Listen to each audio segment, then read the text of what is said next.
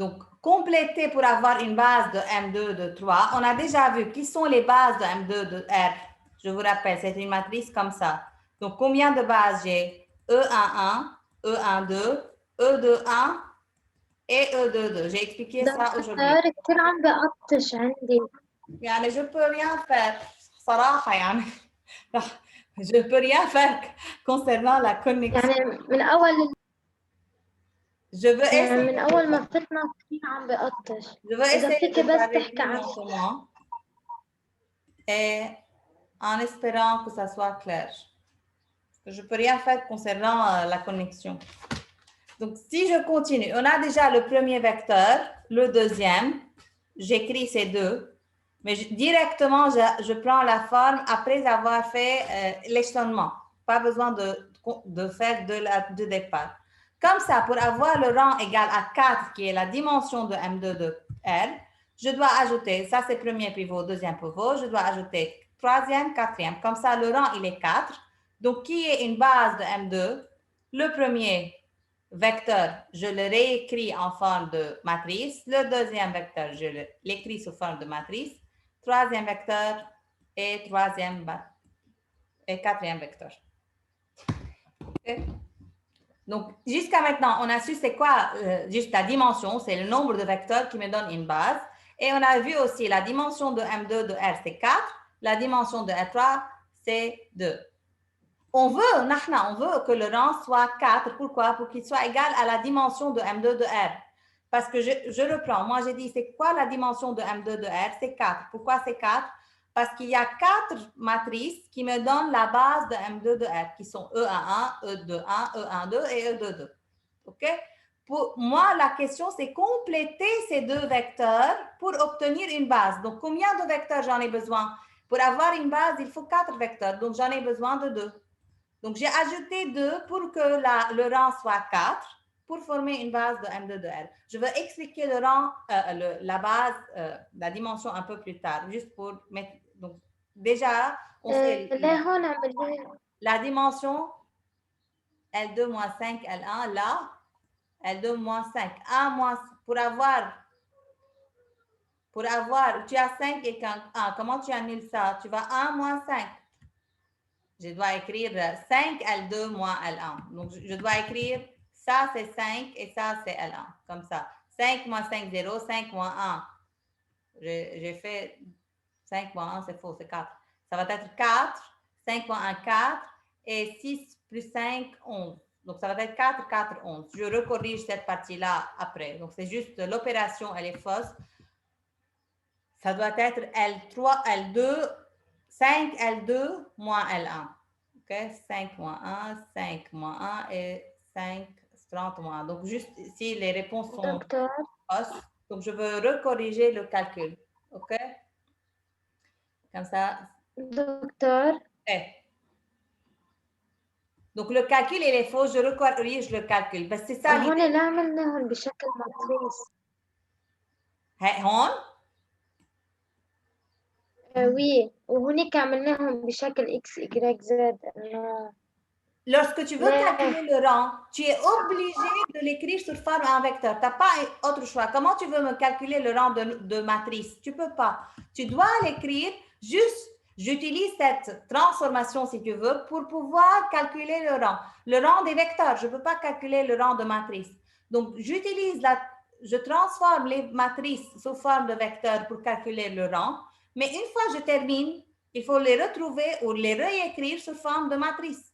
Parce que ton espace vectoriel, c'est des matrices. Donc, tu ne peux pas me dire c'est le vecteur 5, 1, 1, moins 1. Je ne parle pas des vecteurs, je parle des matrices. Ça, c'est juste comment j'écris les matrices pour pouvoir calculer le rang. C'est tout. Donc, j'utilise les vecteurs pour pouvoir calculer le rang. Une fois que je termine, je retrouve mes matrices. Donc, cette matrice-là, je l'écris sous cette forme pour avoir un vecteur et pouvoir calculer le rang.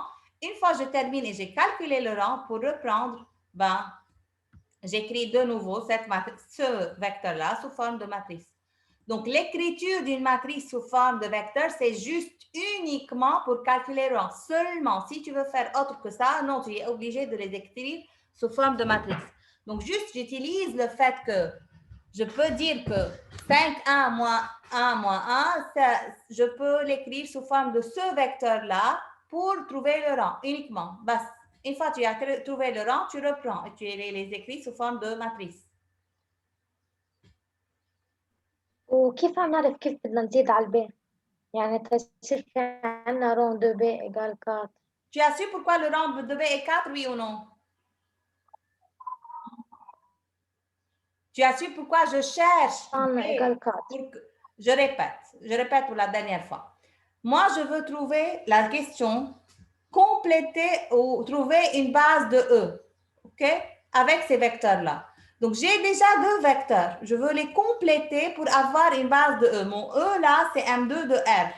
Et on a déjà dit, les M2 de R, ils ont 4 vecteurs qui forment base, sont E11, E12, E21 et E22. OK? J'ai 4 matrices qui forment la base de M2 de R. Donc, que vaut leur dimension? Leur dimension est 4. Donc, ça, c'est sûr que ils sont égaux.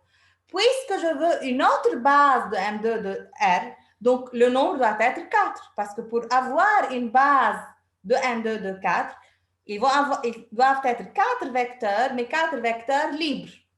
Le nombre de bases, il est fixe. Il est 4. Moi, j'ai déjà 2. Il faut ajouter 2, mais pas n'importe quel 2, pour avoir le rang qui est 4. Donc là, j'ai le rang qui est 4, parce que premier pivot, deuxième pivot. Pour être sûr que le rang est 4, j'ajoute ça comme troisième pivot et ça comme quatrième pivot. Tu peux dire, tu veux 2, 5 par exemple, et 7 en bas. Le rang, il est toujours 4. Tu as trouvé une autre base. Il y a infinité de bases, mais ce qui est constant, c'est le nombre de bases. Là, c'est 4. La dimension, elle est 4 parce que j'ai 4 matrices qui me donnent la base de M2 de 3.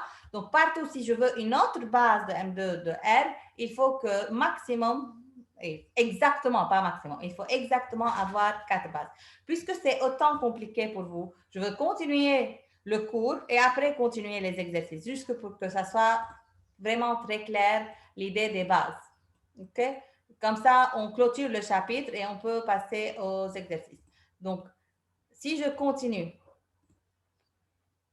un espace vectoriel E est dit de dimension finie s'il admet au moins une famille génératrice. Donc, pour qu'il soit en dimension finie, il doit avoir une famille génératrice finie, ou si vous voulez, une base finie. OK? Donc, soit E un K espace de dimension finie, donc je sais qu'il a une famille génératrice finie. Une famille libre ne peut pas avoir plus d'éléments qu'une famille génératrice. Nous, on passe de génératrice à libre. Comment? Maintenant, on était en train de voir. On calcule le rang. J'ai une famille génératrice. Pour tirer la base, il faut calculer le rang. Exactement comme cet exercice-là. Puisque je calcule le rang, donc ça ne peut pas être supérieur au nombre de vecteurs génératrices. Je reprends l'exercice. J'avais, dans cet exercice-là, 3 matrices. Est-ce que je peux avoir une famille? Ces 3 matrices, c'est le vecteur de qui? X1, X2, X3. Donc, X1, X2, X3, c'est la famille génératrice. Donc, les bases, c'est maximum X1, X2, X3. Je ne peux pas dire il y a X1, X2, X3, X4, famille génératrice de vecteurs X1, X2, X3. Ce n'est pas logique. J'ai les vecteurs génératrices. Pour trouver la base, il faut calculer le rang. C'est ce qu'on a vu. Donc, forcément, le rang, il est inférieur ou égal à 3 dans cet exercice-là. Donc, c'est pour cela, une famille libre ne peut pas avoir plus d'éléments qu'une famille génératrice. Si la famille, elle est génératrice et je veux trouver ces vecteurs libres, je dois faire le rang, donc ça va être inférieur ou égal au nombre de ces vecteurs-là. E possède bien sûr des bases. Toutes les bases de E, c'est ce qu'on était en train de dire maintenant, ils ont le même nombre d'éléments appelés dimension de E, noté dimension de E sur K. Donc là, c'est juste pour dire où sont les scalaires, ou simplement dimension de E. Donc, qu'est-ce qu'on a trouvé? C'est ce qui explique ce qu'on était en train de faire maintenant. La dimension, c'est le nombre des bases. Donc, si je dis E1, E11, E12, E21, E22, c'est une base de matrice carrée d'ordre 4. Quel est le nombre? J'ai 4 vecteurs pour me donner une base, donc la dimension, elle est 4. La dimension, c'est quelque chose de fixe pour l'espace vectoriel. Ça ne change pas. On continue. Par exemple, la dimension de 0, c'est 0 parce qu'il n'y a pas de vecteur qui est base. La dimension de K, c'est 1. Pourquoi? On a déjà dit chaque élément dans K, c'est x fois 1. Ça, c'est le scalaire, ça, c'est le vecteur. dimension de C sur R, c'est 2. Pourquoi? Chaque vecteur dans C, je peux l'écrire sous forme de X fois 1 plus I fois Y. OK?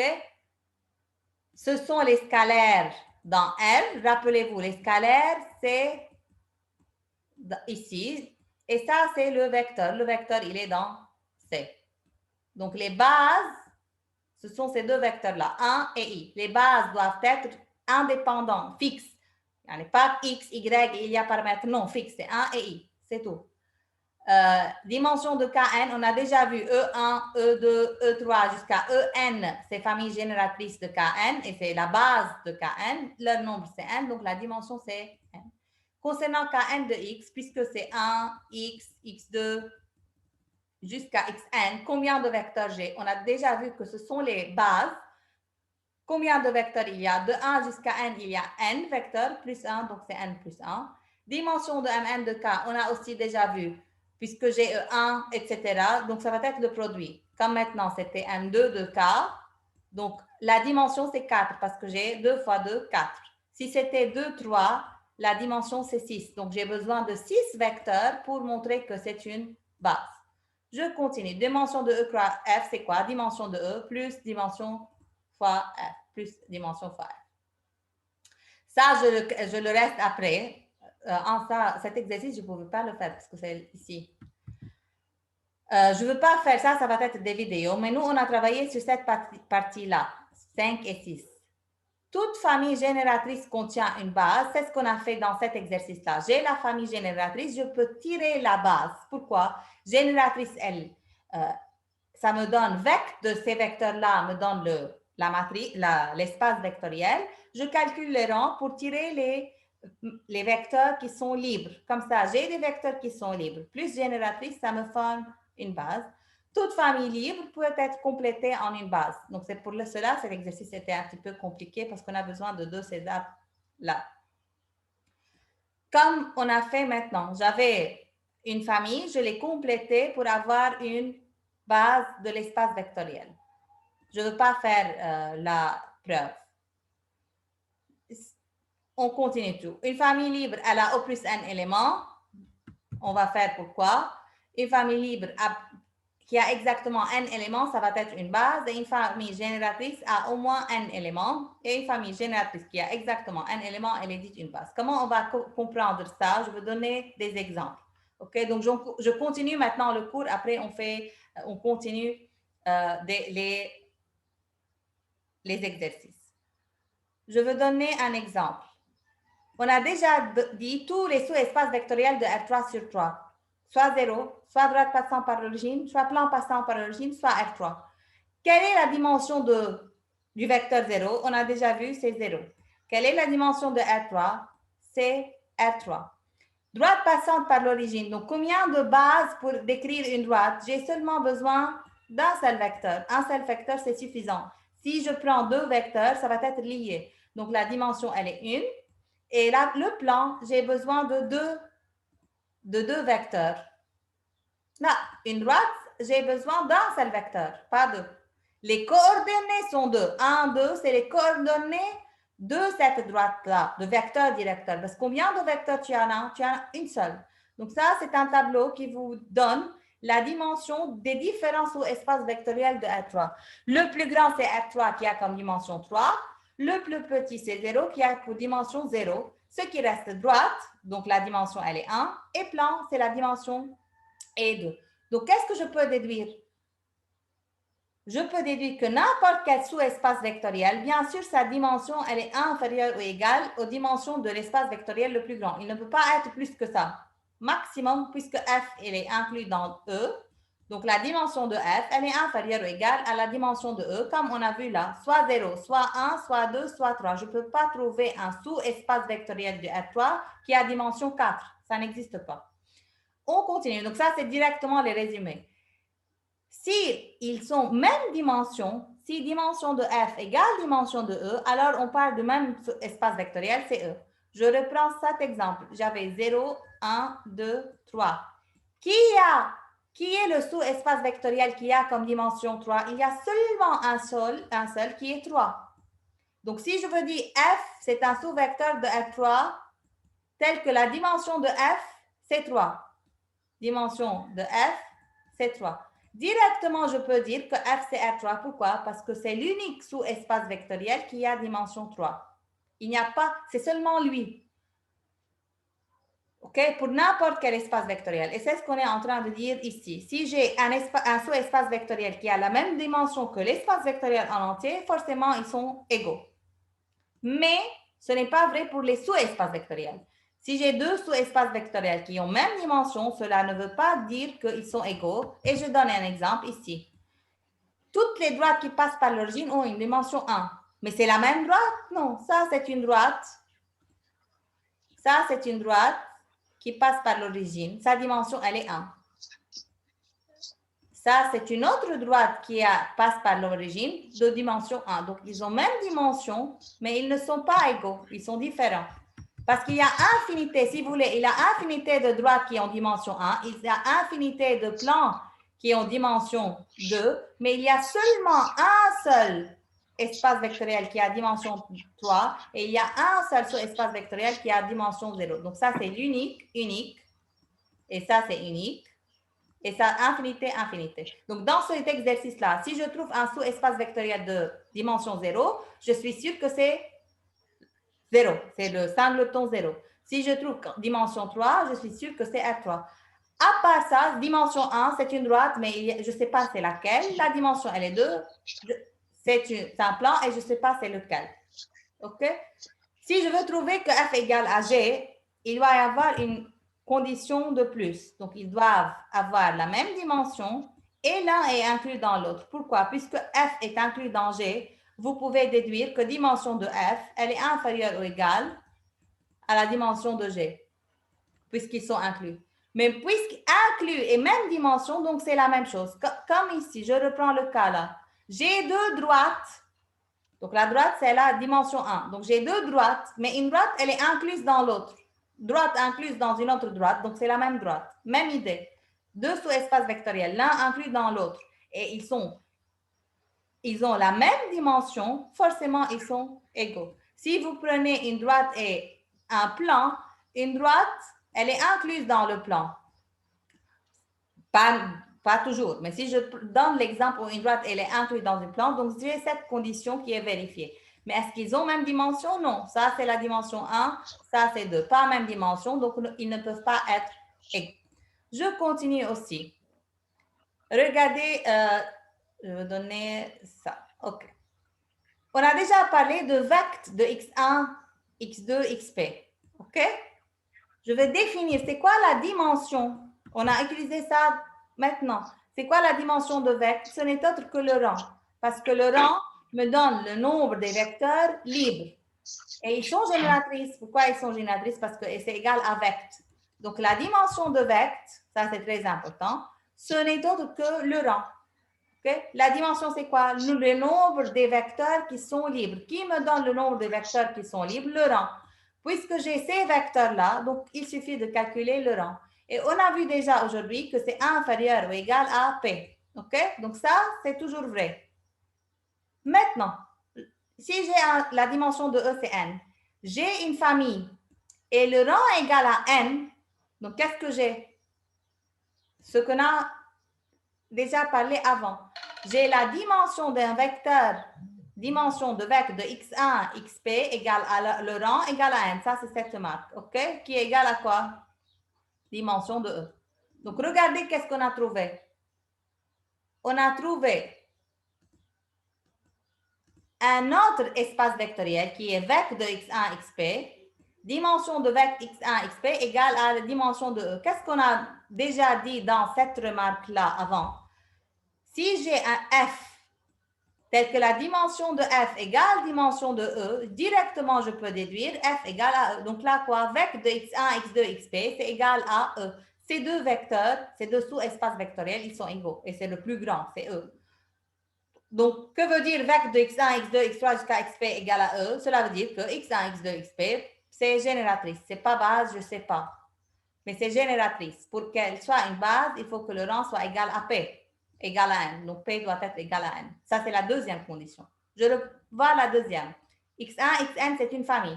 le rang de x1 xn égale à n. Donc, qu'est-ce que je peux savoir? Ils sont libres et ils sont génératrices. Donc, ça va être une base. Ils sont libres parce que le rang est égal à n. Ils sont génératrices. Pourquoi? Parce que le rang, c'est égal à n, égal à la dimension. À partir de ça. Si dimension de vecteur maintenant de x1 jusqu'à n égale rang de x1 jusqu'à xn égale à n égale dimension de e. Donc déjà, puisque c'est égal au même nombre, je peux dire qu'ils sont libres. Et puisque c'est dimension de e, donc elle va être une famille génératrice. Ça, c'est le résumé et c'est très important. Après, je ne veux pas continuer. Mais on a déjà vu le rang et qui peut me donner aussi la dimension. Comme ça, peut-être cet exercice, il est plus clair. Là, on est dans, par exemple, la partie 2, dans M2 de R. J'ai ces matrices-là, le rang, il est 4, égale la dimension de M2 de R. Donc, directement, je peux déduire que ces vecteurs-là, ils sont une base. À partir de quel résumé ou quelle partie? À partir de ça. Le rang égale à n, le rang égale à n, et n, c'est la dimension de E. Donc, directement, on peut dire que ces vecteurs-là, ils forment une base. Pourquoi? Ils sont libres et ils sont génératrices parce que leur rang égale dimension de E. On utilise ça beaucoup. Maintenant, on peut continuer les exercices et on va voir, on ne va pas avoir le temps d'expliquer une autre chose. Donc, la dernière partie va être vidée. L'exercice maintenant, 6. On ne va pas faire le 4, le 6. Le 4, c'est... Okay. Ce que me dit l'exercice 6, c'est quoi la question? Trouver les valeurs des nombres réels m pour que le sous-ensemble, il est libre. Le sous-ensemble, il est libre. Soit le rang doit être à l'heure 3, soit les déterminants non nuls, parce que rang et déterminant, c'est la même chose. OK? Vous vous rappelez, si, à condition que ça soit une matrice nombre de lignes égale nombre de colonnes, donc une matrice carrée. Sinon, on ne peut pas calculer le rang. Donc, puisque là, si je fais le rang, vous avez deux choix, soit le rang, soit déterminant, comme vous voulez. Soit le rang égale à 3, soit puisque lorsque je vais écrire la matrice, c'est matrice 3, 3, donc je peux calculer le déterminant. Déterminant non nul, donc le rang, il est égal à 3, donc elle est libre. Donc là, je veux calculer un petit peu directement le déterminant. OK, ça, c'est la matrice A. J'ai écrit les vecteurs. J'ai écrit les vecteurs. Où sont les vecteurs? Mes vecteurs. 1, 0, 0, 0, M1, 0, 1, M. Donc, 1, 0, 0, 0, M1, 0, 1, M. J'ai écrit les vecteurs en ligne. Vous pouvez les écrire en colonne. Si vous faites le déterminant, chapitre 2, suivant la première ligne, donc c'est 1 fois M, M moins 1. Donc, M2 moins 1. Donc, le déterminant de A égale à 0, si et seulement si M2 moins 1, c'est 0. Donc, M égale à 1 ou M égale à moins 1. Donc, S, ils sont linéairement indépendants si le déterminant, il est non nul. Donc, si et seulement si M différent de moins 1 et M différent de 1. Donc, S est libre si M différent de moins 1 et si M égale différent de 1. Donc, ça, c'est ce que vous avez, c'est ce qu'on a fait avant. Donc, rang, soit vous calculez le rang et le rang doit être égal à 3. Puisque c'est une matrice carrée, je peux calculer le déterminant. Donc, c'est à vous de choisir. OK, l'exercice 7 maintenant. L'exercice 7, trouver suivant les valeurs du nombre alpha, le rang de S, U, V, W, où U c'est alpha 1, 1, V 1, alpha 1 et W alpha 1, 1, alpha. Pareil, soit le déterminant, soit le rang. On a choisi le rang. OK, je ne veux pas beaucoup passer du temps sur le rang. Donc, directement, je veux aboutir à cette étape-là. Je vous rappelle, L2 moins alpha L1, ça, on peut le faire. Mais alpha L2 moins L1, je ne peux pas le faire parce que peut-être alpha, c'est 0. Et donc, dans ce cas, il faut faire deux cas. Donc, le rang, je ne veux pas me tarder là-dessus. On obtient cette valeur-là. Donc, quand est-ce qu'ils sont libres? Si le rang est 3. Donc, ça et ça. Donc, il faut que 1 moins alpha soit non nul. 1 moins alpha ou alpha moins 1 facteur de 2 plus alpha soit non nul. Donc, alpha différent de 1 et alpha différent de 2. Donc, maintenant, ça ne m'intéresse pas le calcul. Ça m'intéresse le but des calculs. C'est pour cela que je ne passe pas du temps là-dessus. Je passe directement au résultat. alpha différent de moins 1, alpha différent de 1, le rang c'est 3, donc ils sont libres. Donc, trouvez, suivant les valeurs du nombre, le rang de S. Je veux continuer maintenant. Donc, ça, c'est juste application au chapitre 2. Donc, je ne veux pas beaucoup tâter là-dessus. Si alpha, comme vous vous rappelez, il faut prendre alpha égale à moins 2 et alpha égale à 1, 2, K2 et K3. Donc, K2, si alpha égale à 2, on reprend cette matrice-là. On remplace. Donc, là, c'est moins 2. 1 moins 2, c'est 3. 1 moins 2. Et là, c'est moins 3. Et là, c'est 0. Donc, qu'est-ce qu'on peut dire? Le rang est égal à 2. Donc, j'ai deux vecteurs qui sont libres. Quels sont ces vecteurs? Les deux premiers. Donc, ces deux vecteurs-là, ils sont libres. Finalement, quels deux vecteurs ils sont libres? Moi, ça m'intéresse U, V, W. Donc, U et V, ils sont libres. OK? On a fait le rang juste pour trouver une façon plus simple. Mais quels sont les deux vecteurs libres? Entre U, V et W, j'ai deux vecteurs libres à partir des deux premiers. Qui sont ces deux premiers? J'ai écrit avant U, puis V. Finalement, si le alpha égale à moins alpha égale à 1, donc là, c'est 1, c'est 0, c'est 0, c'est 0. Donc là, c'est simple. On va trouver 1, 1, 1, 0, 0, 0. Donc, il y a seulement un seul qui est libre et les autres, ils sont liés à ce vecteur. Donc, je prends le premier, par exemple. En tout cas, si alpha égale à 1, regardez, c'est les mêmes vecteurs. Donc, c'est pour cela qu'ils sont libres. Il y a seulement un seul vecteur qui est libre et les autres, ils sont égaux. On passe. Donc, ça, c'est un exercice rappel du premier chapitre. L'exercice 8. A, B, C, 3 matrices. Montrer que A, B, C sont linéairement indépendants. Donc, on a déjà fait plusieurs fois. Il faut calculer le rang et il faut que ça soit 3. Je ne passe pas du temps pour calculer le rang. Vous faites les étapes. Dès cette étape-là, regardez, premier pivot, deuxième pivot. Puisque ces deux lignes ne sont pas identiques, directement le rang égale à 3. Si ce n'est pas clair, vous continuez. Et là, je répète, pour calculer le rang de A, B, C, je ne veux pas écrire matrice et dedans la matrice A, la matrice B, la matrice C. J'écris la matrice A sous forme d'un vecteur. 1, 2, 2, 1. Le vecteur B, la matrice B comme vecteur. La matrice C comme un vecteur. OK? On continue. La question, c'est trouver une base de sous-espace engendré par vecteur de ABC. Donc, on a vecteur de ABC. On veut la base de vecteur de ABC. Donc, déjà, lorsque vous écrivez vecteur ABC, donc ABC, c'est engendré, c'est une matrice, c'est les trois matrices engendrent vecteur de ABC. Ça, c'est par définition. ABC, c'est une famille génératrice de vecteur de ABC. Mais pour dire une base, j'ai besoin de quoi? Des matrices qui sont libres, de tirer les matrices libres de ces trois matrices ABC. Le rang, c'est 3. Les trois matrices, ils sont libres. Donc, ABC, je sais de la première partie qu'ils sont linéairement indépendants. Donc, linéairement indépendant et génératrice, ça me donne base. Donc, la réponse pour la partie B, A, B, C sont linéairement indépendants. Et puisque mon sous-espace vectoriel se vecteur de ABC, vous n'avez pas besoin de dire ABC génératrice de vecteur ABC. Ça, c'est la définition. C'est quoi vecteur de ABC? C'est le sous-espace vectoriel qui est engendré ou généré par ABC. Ou bien ABC, elle est une famille génératrice de vecteurs ABC. C'est la même chose. Donc, génératrice est libre, elle est une base. Je continue l'exercice. Quel exercice? Maintenant, 9. L'exercice 9. OK. U, c'est A, B, C, 3A plus 2B plus C égale à 0. V, c'est A, B, C avec A plus 5B moins 5C égale à 0. Je peux répondre juste pour la première question maintenant et après, on continue. Montrer que U et V sont sous espace vectoriel. Directement, j'essaye d'écrire U et V sous la forme de vecteur quelque chose. Pourquoi je fais ça? Pour trouver directement la base et la dimension. Donc, lorsqu'on termine la deuxième séance Zoom, prière de participer à la troisième. Donc, on commence. Ça, c'est très important. C'est comme les premières questions qu'on a fait dans ce chapitre-là. Donc, ça, c'est U.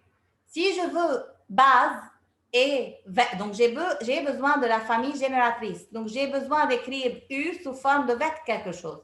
Ça, c'est très important. De savoir tirer les bases. d'un sous-espace vectoriel. Donc, qu'est-ce qu'on fait? On calcule l'un en fonction de l'autre. J'ai choisi C parce que c'est plus facile. Donc, C, c'est quoi? Moins 3A moins 2B. Puis, la deuxième étape, je remplace C dans sa valeur. Donc, je veux obtenir A, B, moins 3A moins 2B avec A, B dans R. Je veux écrire U sous la forme combinaison linéaire des vecteurs spécifiques. Donc, je factorise par A, ça me donne 1, 0, moins 3. Je factorise par B, ça me donne 0, 1, moins 2. Donc, qu'est-ce que je trouve? Scalaire, vecteur. Scalaire fois vecteur. Donc, ça, c'est quoi? U. Combinaison linéaire des vecteurs. Je veux les nommer. Vous pouvez les nommer UV comme vous voulez. Mais puisque j'ai U, je ne peux pas dire U. Donc, soit Z, Y, moi, j'ai nommé AB. Donc, AB, A et B. C'est la combinaison linéaire de A et B, donc c'est vecteur de AB. Donc, je peux directement déduire que U est un sous-espace vectoriel. Et en plus de ça, que AB, c'est une famille génératrice de U. Pour tirer une base, il faut le rang. Vous pouvez vérifier directement. Ces deux vecteurs, soit vous dites le rang de AB, c'est 2, donc ils sont libres, soit directement, lorsque vous avez deux vecteurs, il suffit qu'ils ne sont pas collinéaires, parce que c'est la seule condition pour que le rang soit 2. Donc, soit vous dites le rang, il est 2, donc ils sont libres, soit deux vecteurs non collinéaires, donc ce vecteur-là et ce vecteur-là non collinéaires, donc ils sont libres. Lorsque j'ai trois vecteurs, je ne veux pas dire trois vecteurs, ils sont non collinéaires, je dois calculer le rang. Donc, A et B ne sont pas collinéaires, donc libres, et génératrices, parce que je répète, c'est vecteur AB. Donc, AB, c'est une base de U, et dimension de U, c'est 2. Dimension, c'est le nombre de bases.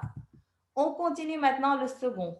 Ça, c'est B. Exactement la même chose. Donc, je fais A égale A, moins 5B plus 7C. Maintenant, je remplace A par sa valeur ici. Donc, ça va être moins 5B plus 7C, BC, avec BC en R. Je décompose. Rappelez toujours, pour écrire vecte scalaire, qui est alpha, bêta, A, B, je m'en fous, fois un vecteur qui est fixe, plus scalaire, fois un vecteur qui est fixe. Les vecteurs, ils vont former les bases. Les scalaires, c'est juste pour dire que je suis en combinaison linéaire de ces vecteurs-là. Donc, je factorise par B plus C. Donc, B, il me reste 5, 1, 0, moins 5, 1, 0. Et pour C, j'ai 7, 0, 1, 7, 0, 1. Donc, pareil, vecteur de C, D, c'est B. Avec C, c'est moins 5, 1, 0. Et D, c'est 7, 0, 1. Ainsi, V est un sous-espace vectoriel.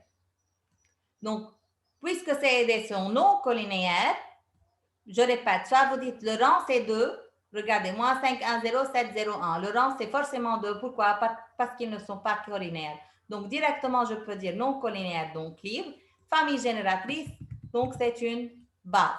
Et la dimension de V, c'est 2. On peut continuer l'exercice. Maintenant, la deuxième étape, c'est quoi? Déterminer U inter V. On va déterminer de U inter V. Comment on détermine U inter V? Je vais voir juste. OK. Je veux prendre.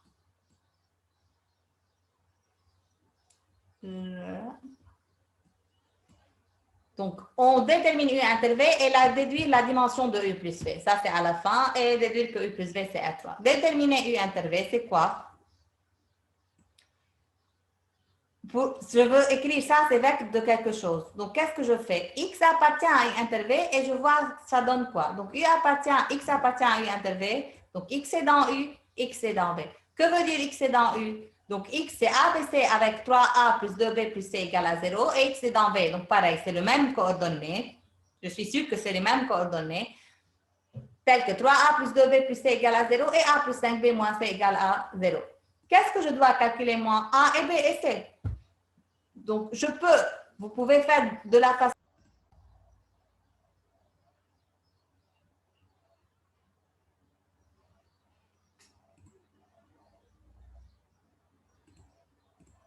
OK.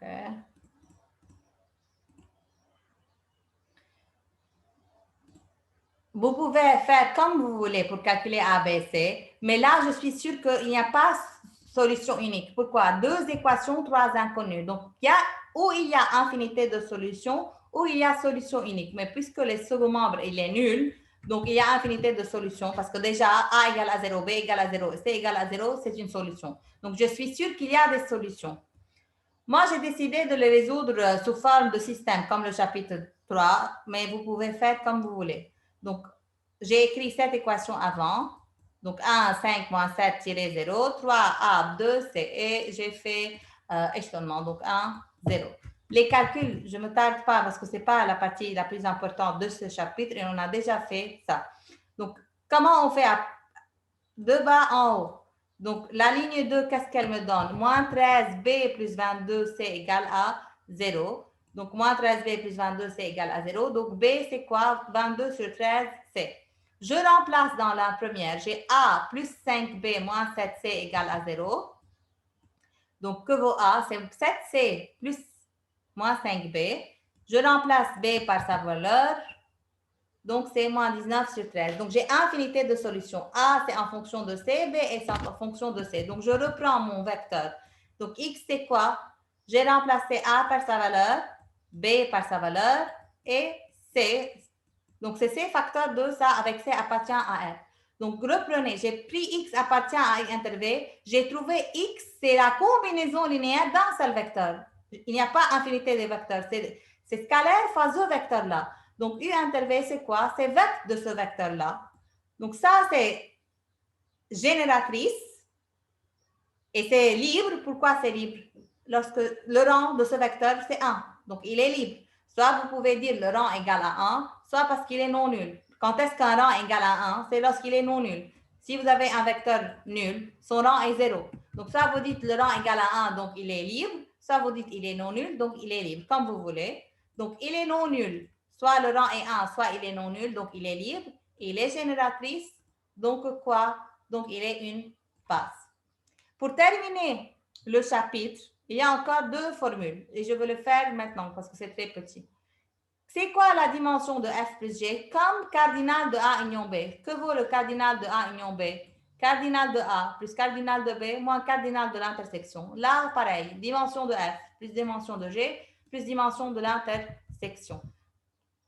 Donc, si on a f plus rond, par exemple, ça donne quoi? Ça va être 0. Donc, ça va être dimension de f plus dimension de g. Donc, je continue la dernière après, mais juste pour terminer cet exercice-là. Pour terminer l'exercice, la dernière question, déduire la dimension de U plus F. Donc, on vient de voir que vaut la dimension de U plus V.